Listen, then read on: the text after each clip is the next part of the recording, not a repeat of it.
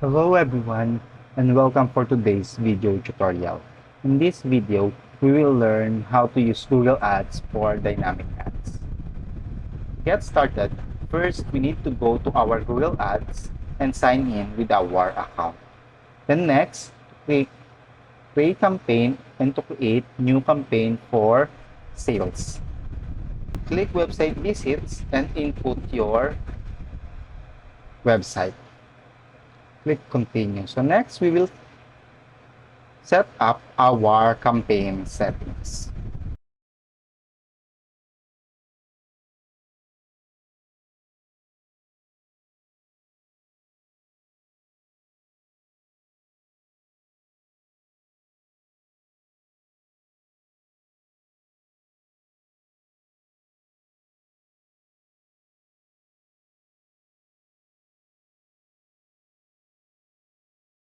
Up your campaign settings, we will click Save and Continue. Second step in making your dynamic ads is to set up the ad groups.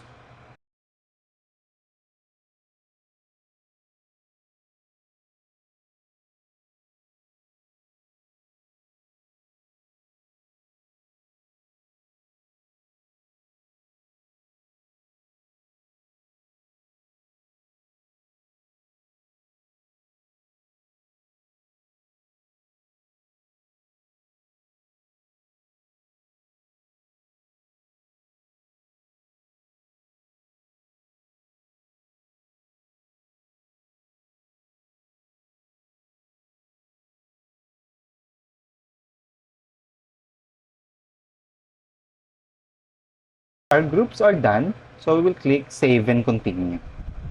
The third step is to create the ads for your product.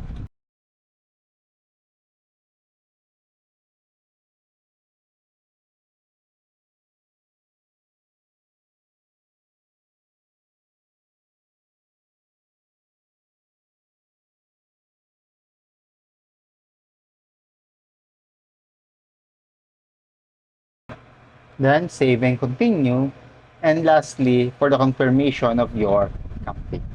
And that's how you use Google Ads for dynamic ads. If you like this kind of video, please click like, share, and subscribe to our YouTube channel.